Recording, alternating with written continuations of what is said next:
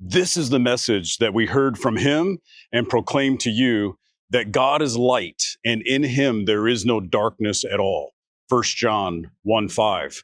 On this episode, I want to take a few minutes and make us think about this question: why does God hate sin?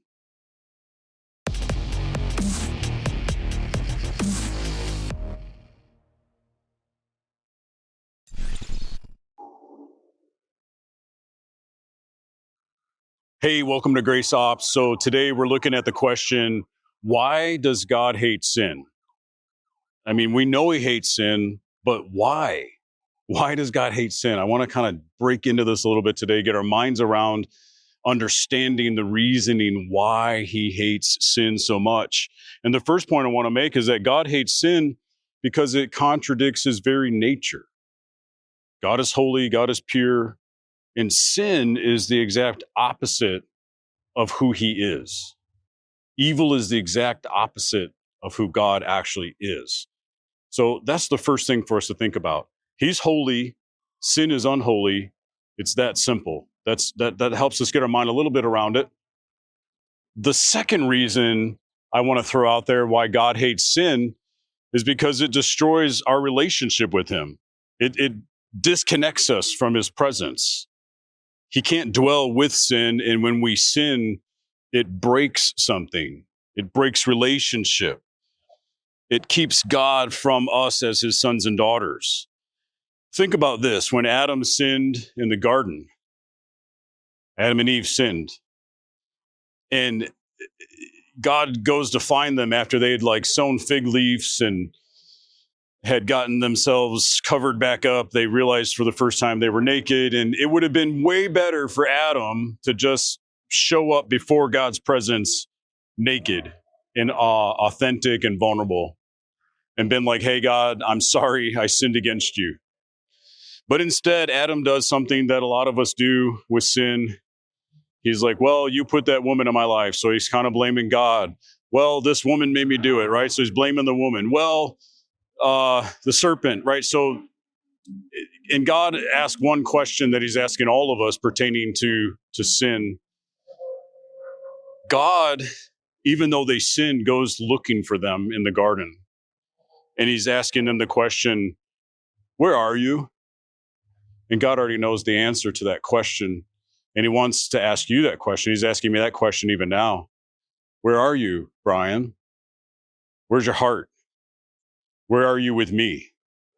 How are we doing? God's always going after our hearts. So sin corrupts our relationship with God. It actually breaks fellowship. And God is always looking for us, always wanting to know where we are with him, wanting us to respond in a biblical way, to restore that which was broken. Understanding the why he hates these things. He hates sin because it destroys fellowship. Wow. John 8:34 says, everyone who sins is a slave to sin. Sin corrupts, it enslaves, and it leads to death. So the third reason is that God hates sin because it literally destroys people's lives. Destroys. It's a destructive force in the world. Why does the father say to the child, don't go out and play by the road? Well, he's not being a jerk. He's not saying don't go have fun. He's saying don't go by the road because he knows other consequences that may happen. And God gives us boundary lines. He's set boundary lines on how we should live. And if we're in his kingdom, walking in his salvation, he expects us to be holy, to walk as he walks. He expects us to not be drawn to the practicing of sinful ways. He wants us to be in fellowship with him. So sin destroys people. That's all it does. Sin could be fun for a season, right? But it's destructive and it offers us nothing. All it does is break us. We were never designed as human beings to thrive, to allow our desires to lead us to sinful places, sinful practices. So we want to understand God hates the sin. not the person, but he hates the sinful ways because he knows that it's destroying the soul. It's breaking down the very fabric of who he created that person to be. Sin destroys communities. Sin spreads beyond just an individual. It goes into our families. It brings corruption. It goes into nations and cultures. And Galatians 5:9 says, a little yeast works through the whole batch of dough. That's how sin is. It works through culture and relationships and the framework of how we think and act and the things that we believe about ourselves. And Proverbs 14:34 says, righteousness exalts a nation, but sin is a reproach to any people. God hates sin because it destroys communities, destroys cultures, destroys nations. I think about church culture. Oh, how God hates sin that lives among the community.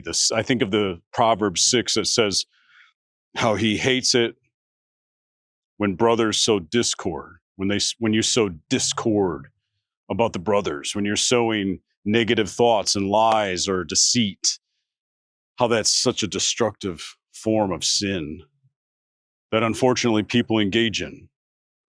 Unfortunately, we all have at different times, but he wants us to mature. He wants us to grow.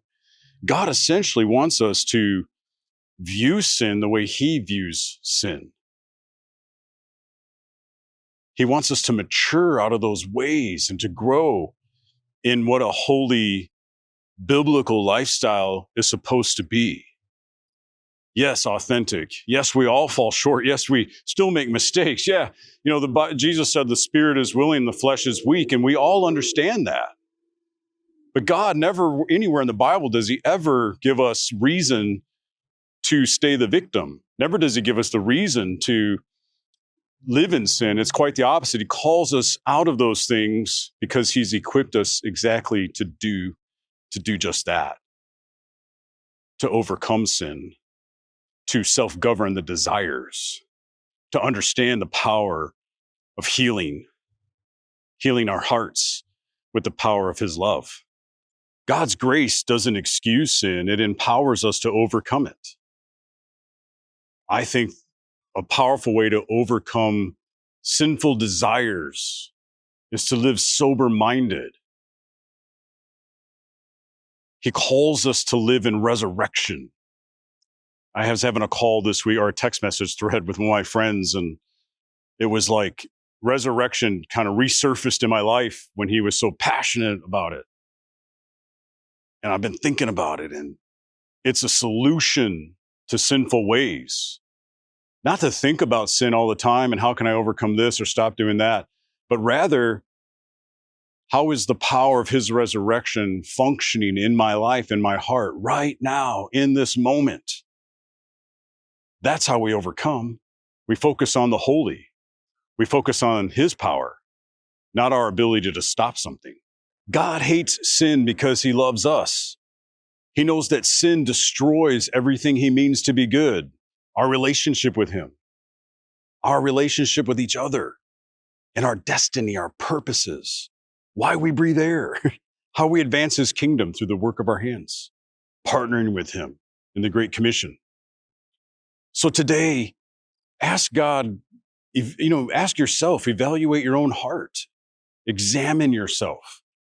Am I allowing sin to flourish? Am I allowing sinful ways to exist? Am I allowing myself to be carnal in any way, shape, or form? Am I justifying things? Am I sowing fig leaves like Adam did? Am I blame shifting? Like, well, I'm doing this because some other person's doing that.